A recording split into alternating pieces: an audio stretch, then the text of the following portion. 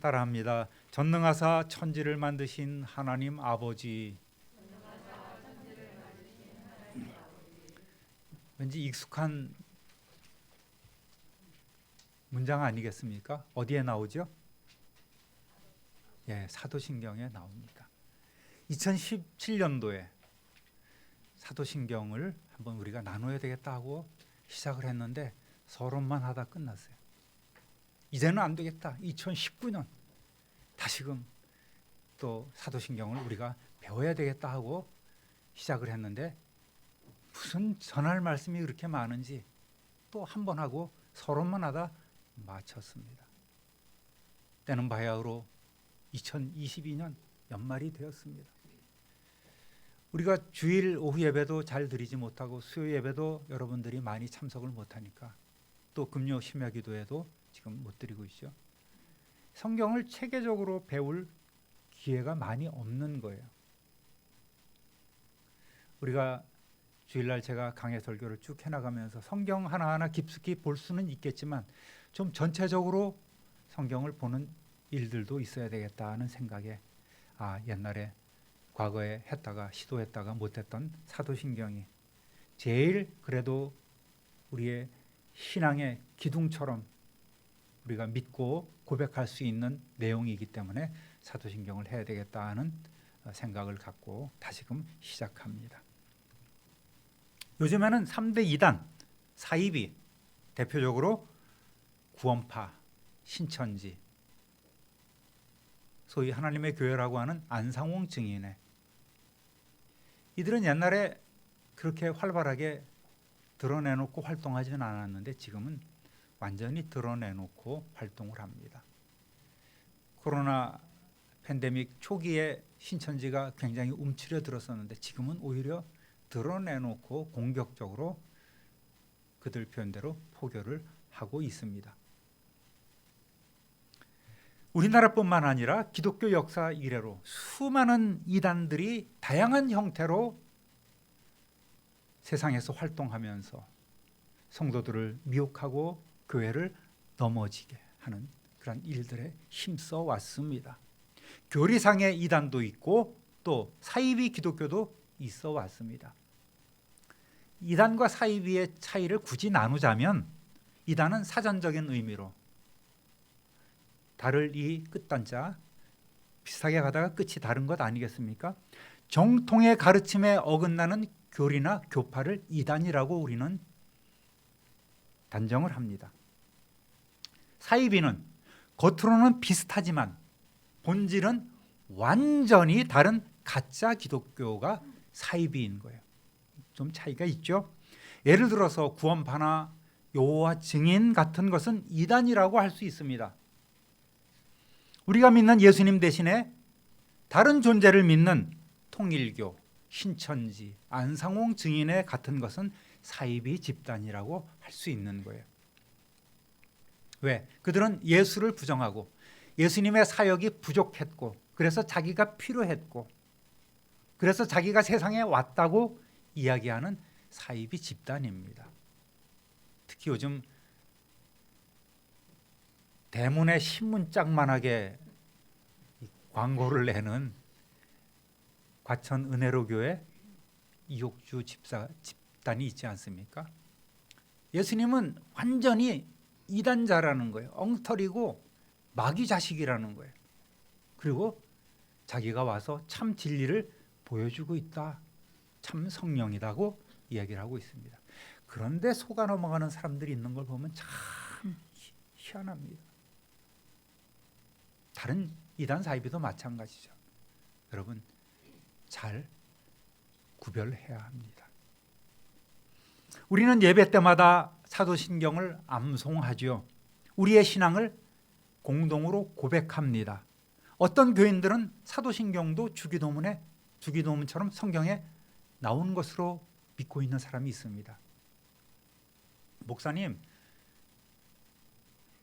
주기도문은 성경에 나오는데 마태복음 산상수훈에 예수님께서 가르쳐 준 대로 나오는데 사도신경은 어디 나와요? 구약에 나옵니까? 성경에 안 나옵니다. 일부 교단에서는 성경에 나오지 않기 때문에 이것을 사도신경을 인정하지 않습니다. 사도신경을 하지 않습니다. 그렇게 고백을 하지 않습니다. 그렇다고 사도신경이 비성경적이라는 얘기는 아닙니다. 구절 하나하나가 다 성경에 나오는 말씀이지요. 어느 것 하나 빠짐없이 다 나옵니다. 그런 중요한 핵심을 모아서 성도들이 고백하는 것이 사도신경입니다. 이단 사이비 집단은 사도신경을 사용하지 않기 때문에 사도신경의 고백 여부는 이단 사이비를 분별할 수 있는 중요한 기준이 되는 거예요. 그래서 누가 좀 이상하게 접근하여 오면 사도신경으로 고백하십니까? 예수님의 이름으로 구원을 받았습니까? 이러면 간단합니다. 분별이 딱 되는 것이죠. 이것이 사도신경이라고 이름 붙여진 이유는 사도들이 만들었기 때문이 아니라 사도들이 가르치고 사도들이 전파한 그 복음의 핵심 내용이 다 담겨 있기 때문에 사도신경이라고 우리는 부르고 있는 것입니다. 그들이 전한 복음의 내용이 하나님의 뜻과 성경의 뜻과 또 구약에 미리 주신 모든 말씀과 일치하기 때문에 사도신경이라고 우리는 고백하고 있는 거예요. 사도신경은 초대교회로부터 또 중세기에 이르기까지 완성될 때까지 수많은 이단 또 사이비로부터 복음과 신앙을 지키기 위해서 치열한 영적 전쟁을 해왔던 선조들의 신앙 유산이라고 볼 수 있습니다. 우리가 잘 아는 대로 마태복음 16장 16절에서 18절에는 베드로의 유명한 고백이 나옵니다. 한번 읽어보겠습니다. 주는 그리스도시요 살아계신 하나님의 아들이십니다. 시몬아 네가 복이 있도다. 이를 내게 알게 하신 이는 혈육이 아니요 하늘에 계신 내 아버지시니라. 이렇게 베드로를 칭찬합니다. 그러면서 또 뭐라고 말씀하십니까? 또 내가 내게 이르노니 너는 베드로라. 내가 이 반석 위에 내 교회를 세우리니 음부의 권세가 이기지 못하리라. 아멘. 그리고 이 베드로의 고백 위에 예수님의 교회를 세우시겠다고 선포하셨습니다. 그러니까 이 베드로의 고백은 완벽한 신앙 고백이라고 할 수 있습니다. 그런데 오늘 성도들에게 우리들도 사도신경 하지 말고 우리 신앙 고백하겠습니다. 주는 그리스도시요 살아계신 하나님의 아들이십니다. 아멘 하면 다 됐을 텐데 왜 굳이 이렇게 신앙 고백을 만들어서 모든 교회 공동체마다 동일한 고백을 하도록 할까요? 왜 성경에도 없는 별도의 신앙을 고백해야 했을까라는 이러한 의문을 가질 수가 있습니다. 사도신경이 정말 우리에게 필요한 것일까요? 예수님께서 부활하시고 승천하시기 전에 제자들에게 명령하셨습니다. 마태복음 28장 19절 20절 너희는 가서 모든 민족을 제자로 삼아 아버지와 아들과 성령의 이름으로 세례를 베풀고 내가 너희에게 분부한 모든 것을 가르쳐 지키게 하라. 아멘. 우리가 교회 공동체 구성원이 되기 위해서는 성부와 성자와 성령의 이름으로 세례를 받아야만 그 교회 구성원이 됩니다.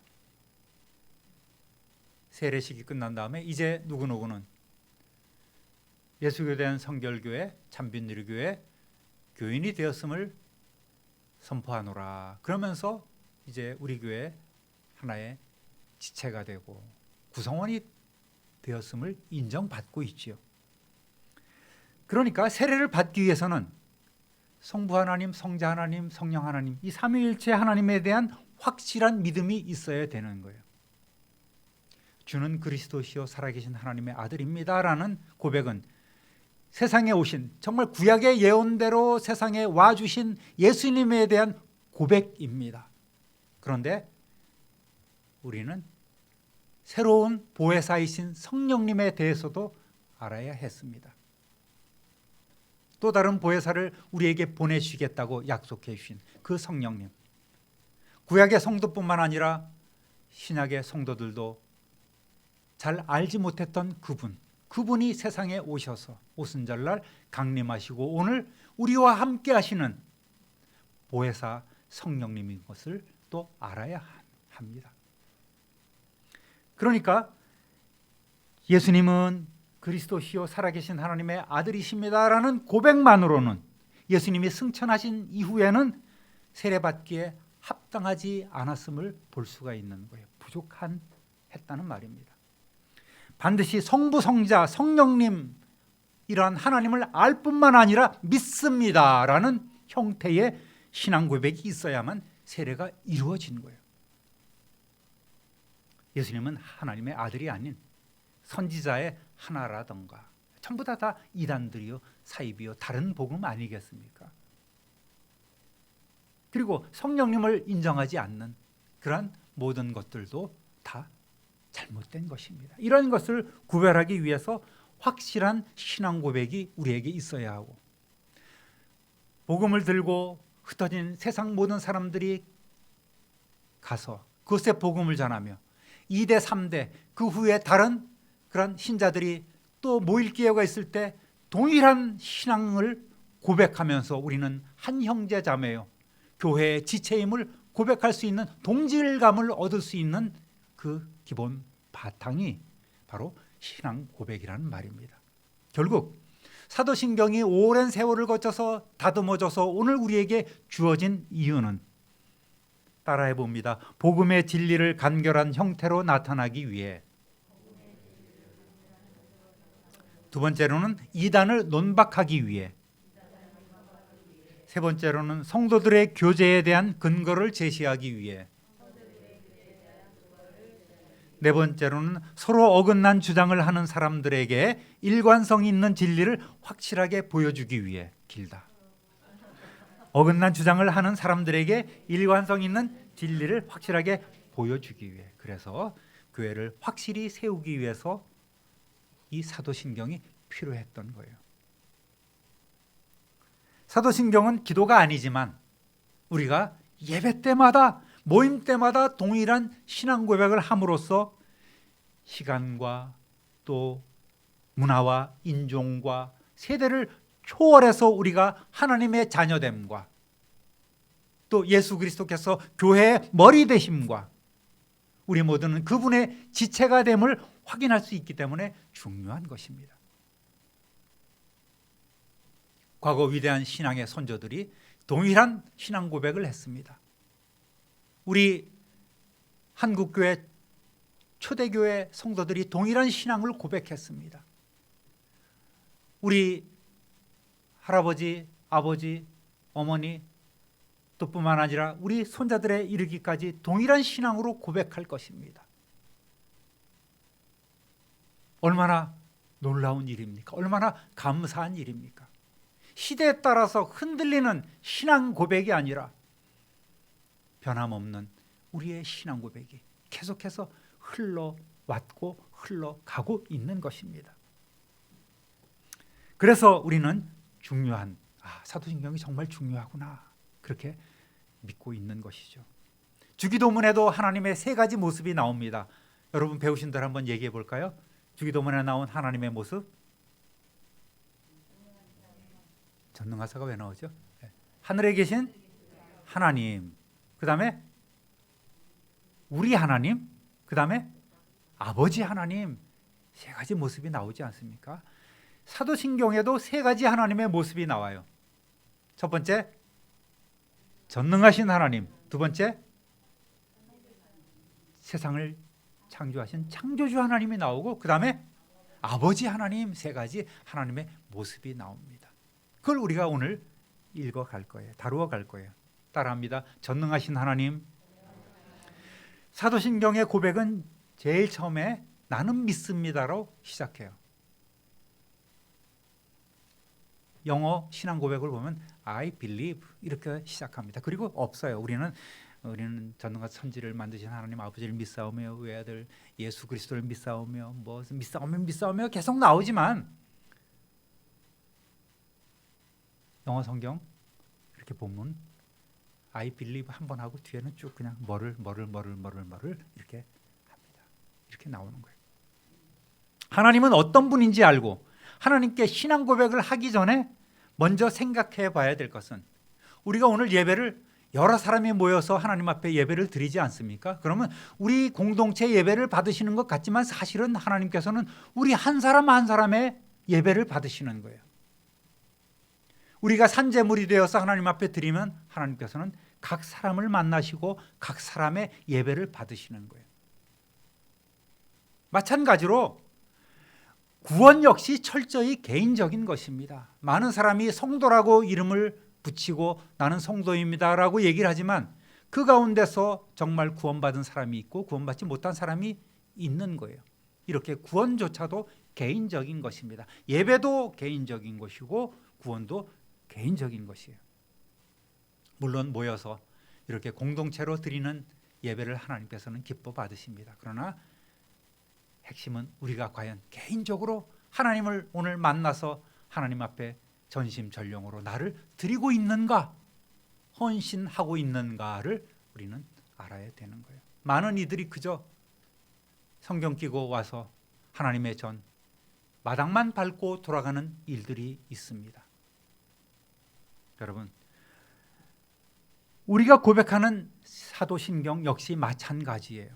예를 들어서 장로인 내 아버지의 고백, 또 권사인 내 어머니의 고백, 또는 집사인 내 아들의 고백, 나보다 더 믿음이 좋은 내 아내의 고백은 아무 소용이 없어요. 바로 여러분의 고백이 되어야 되고, 바로 내 자신의 영이 담겨 있는 진실한 고백을 우리가 사도신경을 통해서 하나님 앞에 드려야 하는 것입니다. 하나님의 말씀에 기초한 정확한 신앙을 우리는 하나님 앞에 고백해야만 합니다. 하나님께서는 창세기 17장 1절에 아브라함에게 나는 전능하신 하나님이다, 엘 샤다이, 이런 하나님으로 자신을 나타내셨습니다. 그런데 우리는 하나님은 전지전능하시다는 말은 하면서 또 바다와 육지를 지으시고 해와 달을 만드시고 우주 만물을 창조하신 하나님이라고 고백하면서도 실제로는 하나님을 내 머리로 생각하는 만큼만 믿고 하나님을 제한하면서 살고 있는 거예요. 하나님을 굉장히 유한하신 분으로 가두고 있단 말입니다. 유한한 인간의 두뇌로 무한하신 하나님을 판단하고 분석하고 단정하려 합니다. 그리고 하나님을 신뢰하지 않아요. 하나님은 이러이러하신 분이야, 그러니까 이거는 아닌 거야 라고 쉽게 하나님을 제한해 버립니다. 하나님은 이거는 안 되실 걸, 이거는 못 하실 거야, 이거는 하나님의 뜻이 아니야 라고 너무나 쉽게 우리는 단정을 해버립니다. 여러분, 그리고 이러한 것은 우리의 신앙에도 반영이 돼요. 그러다 보니까 우리의 연약함을 하나님 앞에 온전히 맡기지 않습니다. 염려다 맡기라고 하나님 말씀하시는데, 그러면 하나님께서 돌보시겠다고 약속해 주셨는데 우리는 그러한 믿음조차 없는 거예요. 모든 건 내가 판단하고 내가 결정하고 하나님은 그저 도와주시면 됩니다라고 끝내버립니다. 이거는 참된 신앙이 아니에요. 어떠한 일을 하든지 먼저 우리는 하나님 앞에 묻고 무릎으로 여쭈어야 합니다. 그것이 전능하신 하나님, 못하시는 일이 없는, 능치 못할 힘이 없는 그런 하나님을 인정하는 진정한 행위가 바로 하나님을 우리가 믿고 하나님께 여쭙고 하나님의 뜻을 구하는 거예요. 그런 성도 되시기를 주님의 이름으로 축원합니다. 한마디로 여러분, 하나님을 인정하지 않는다면, 범사에 하나님께 맡기지 않는다면 우리는 헛된 신앙생활을 하고 있는 것입니다.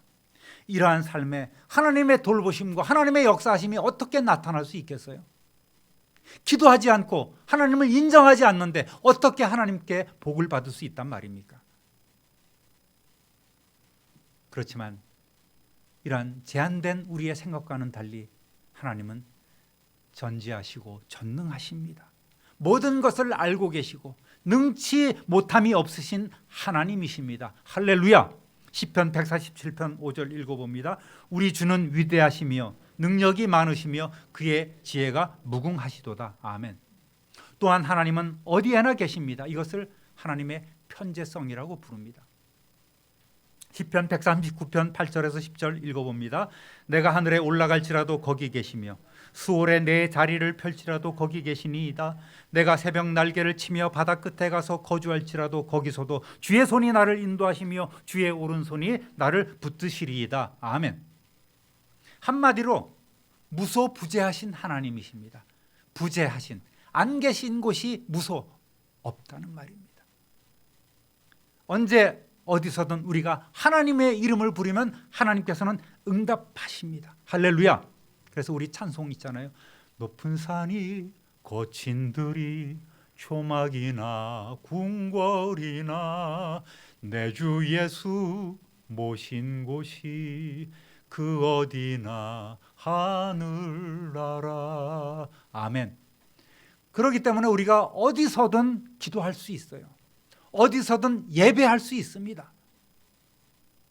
오늘 영상으로 예배드리는 분들도 그곳에서도 하나님께서 여러분의 마음을 성전 삼고 계시기 때문에 예배할 수 있는 것입니다. 물론 성전 중심, 예배당 중심의 삶을 사는 것도 굉장히 중요한 일이겠습니다. 그 다음에 따라하겠습니다. 창조주 하나님, 태초에 하나님이 천지를 창조하시니라. 우리의 믿음의 시작은 성경의 첫 구절인 창세기 1장 2절 1절입니다. 이 말씀을 믿음으로 받아들일 수 있다면 우리가 믿지 못할 성경 말씀은 한 곳도 없을 것입니다. 태초에 하나님이 천지를 창조하셨는데 그 다음에 이거를 믿는데 성경 말씀에 믿지 못할 것이 어디 있겠습니까? 그러니까 주님이 다시 오시겠다는 말씀도 우리가 믿을 수 있는 거예요. 요한계시록 22장 20절 21절 읽어보겠습니다. 이것들을 증언하신 이가 이르시되 내가 진실로 속히 오리라. 아멘. 주 예수여 오소서. 주 예수의 은혜가 모든 자에게 있을지어다. 아멘. 이것을 믿고 받아들일 수 있는 것입니다. 우리의 신앙은 이렇게 전능하신 창조주 하나님을 믿는 믿음에서 시작하는 것입니다. 우주 만물이 과연 과학에서 말하는 우연에 의해서 생겨났겠습니까? 저절로 생겨났겠습니까? 어느 날 우르랑쾅쾅 생겨났습니다. 뭐가? 없는 것에서 있는 것을 창조하신 그 하나님의 역사는 과학이 설명하지 못하고 있어요. 세상을 창조하신 하나님은 세상을 버려두지 아니하시고 오늘 세상과도 함께 하십니다. 하나님이 세상을 이처럼 사랑하사 독생자를 주셨지 않습니까? 사람들의 구원을 받고 사람들이 회복되면 온 만물도 태초에 저주를 받았던 아담의 타락 이래 저주를 받았던 온 세상도 우주 만물도 회복을 하게 되는 것입니다. 하나님의 사랑은 오늘 관심을 갖고 세상을 바라보십니다. 그리고 세상을 다스리시고 통치하십니다. 그리고 하나님은 장차 심판하실 것입니다. 요한계시록 16장 7절 읽어보겠습니다. 또 내가 들으니 제단이 말하기를 그러하다. 주 하나님 곧 전능하신 이시여 심판하시는 것이 참되시고 의로우시도다 하더라. 아멘. 세상을 창조하신 하나님의 이름에 합당한 영광과 찬양을 하나님께 돌리시기를 우리 주님의 이름으로 축원합니다. 이렇게 하나님의 전지성, 전능성, 편재성 이런 것들을 우리는 하나님의 속성이라고 부르고 있습니다. 그런데 이 하나님의 능력은 하나님께서 야, 내가 능력을 좀 시험해 봐야 되겠다. 전에는 별을 하나 만들었는데 좀 약간 찌그러졌어. 야, 이번 내가 좀 계속 연습해서 좀 멋있는 별을 만들어야 되겠다. 계속 연습해서 수련해서 가지신 능력이 아닙니다. 하나님께서 원래부터 갖고 계시는 이런 하나님의 성품, 이것을 신학적으로는 필연적인 속성이라고 부르는 거예요. 따라해 보겠습니다. 필연적 속성. 하나님께서 수련해서 하나님께서 뭔가 좀 갈고 다듬어서 성숙해서 숙성시켜서 만든 능력이 아니라 원래부터 하나님께서 가지신 근본적인 하나님의 능력, 이것이 하나님의 필연적인 속성입니다. 따라합니다. 아버지 하나님. 제일 중요한 저는 부름이라고 생각해요. 전지전능하신 하나님도 중요하고 또 어디서나 계신 무소부재하신 하나님도 중요하지만, 그러한 부름도 중요하지만, 저는 어쩌면 기도에서 제일 필요한 것이 이 아버지 하나님이라는 부름이 아닐까 생각을 합니다. 누구나 부르는 일반적인 보편적인 하나님, 여호와 하나님, 주님, 이것이 아니라 나의 하나님으로 인격적인 관계를 우리는 맺어야 합니다. 그래서 아버지라는 표현은 우리를 깊이 사랑하시고 돌보시고 항상 함께 주시겠다고 하시는 그런 신뢰와 친근감이 있는 호칭이란 말입니다. 로마서 8장 14절 15절 읽어봅니다. 무릇 하나님의 영으로 인도함을 받은 사람은 곧 하나님의 아들이라. 너희는 다시 무서워하는 종의 영을 받지 아니하고 양자의 영을 받았으므로 우리가 아빠 아버지라고 부르짖느니라. 아멘. 하나님은 아담 이래 아담을 만드신 이후로 모든 육신의 아버지예요. 모든 육체의 아버지십니다. 또한 구원받은 성도의 아버지이십니다.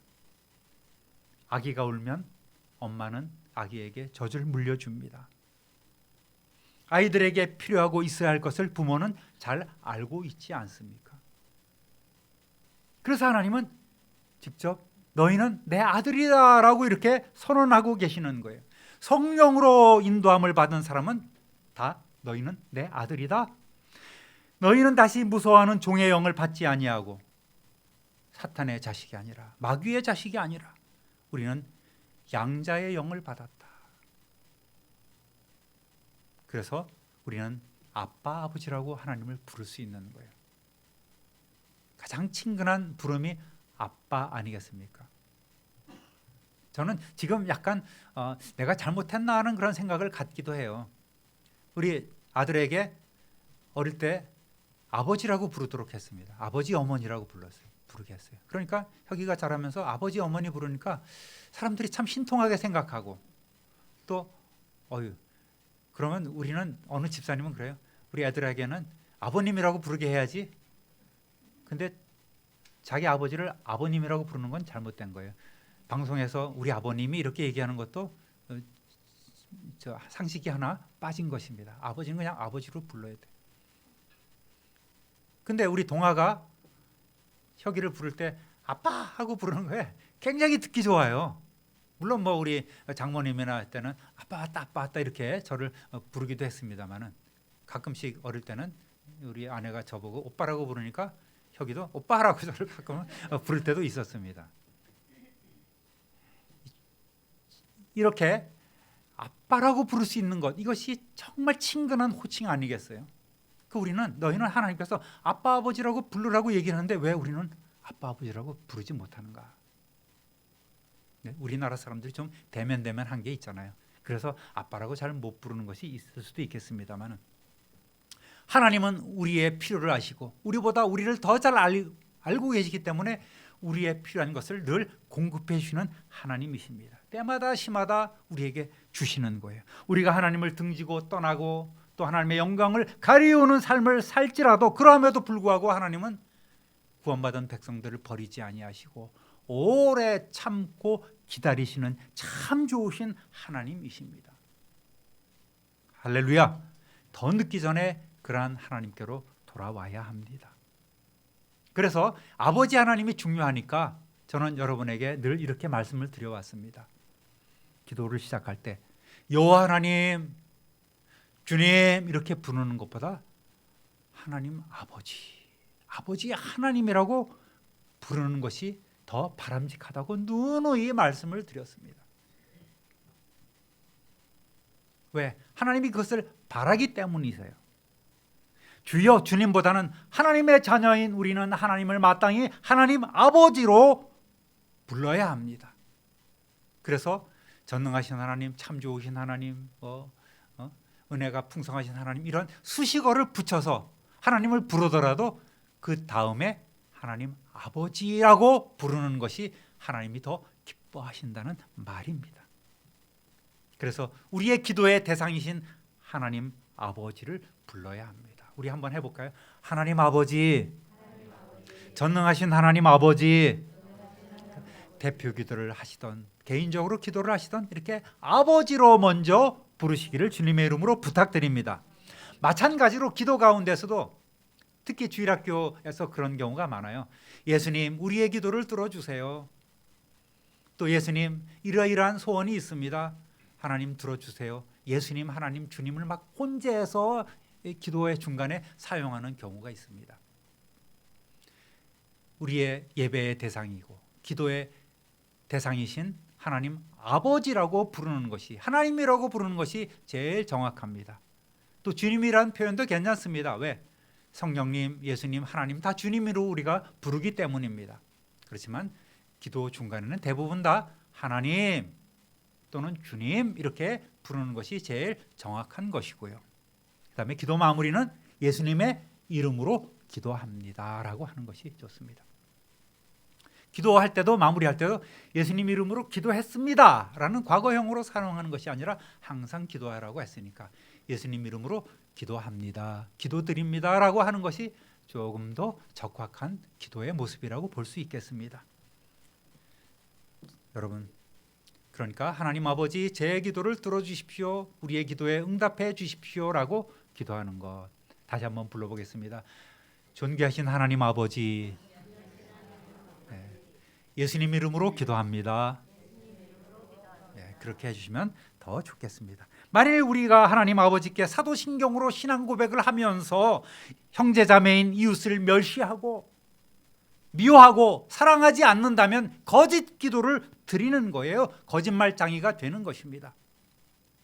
지난번에도 생활 이단이라는 말씀을 드렸어요. 목사가 설교한 대로 살지 않는다면 저는 이단자입니다. 앞에는 비슷한데 가르침과 행동이 잘못된 거예요. 저는 생활 이단자입니다. 여러분이 가르침대로, 받은 대로, 들은 대로, 배운 대로 행하지 않는다면 여러분도 또한 생활 이단자가 되는 거예요. 항상 여러분, 우리가 모두가 하나님 앞에 기도하며 예배할 때에 하나님 아버지를, 전능하신 하나님, 또 창조주 하나님, 아버지 하나님으로 고백하면서 하나님께 믿음으로 나아가고 또 이웃에게는 사랑으로 나아가면서 늘 하나님께 영광 돌리는 저와 여러분 되시기를 우리 구주 예수 그리스도의 이름으로 축원합니다. 축원합니다. 축원합니다. 존귀하신 하나님 아버지, 참 감사합니다. 오늘 전능하신 하나님, 창조주 하나님, 아버지의 하나님을 다시금 부를 수 있도록 말씀 주시니 참으로 감사합니다. 일생 동안 이러한 흔들리지 않은 신앙 고백을 통하여 하나님의 뜻을 온전히 실천하며 실현하며 살아가는 하나님의 선한 청지기들 다 되게 하여 주옵소서. 감사와 찬송과 영광을 하나님께 돌리옵고 능력 많으신 우리 구주 예수 그리스도의 이름으로 축복하며 기도 올립니다. 아멘.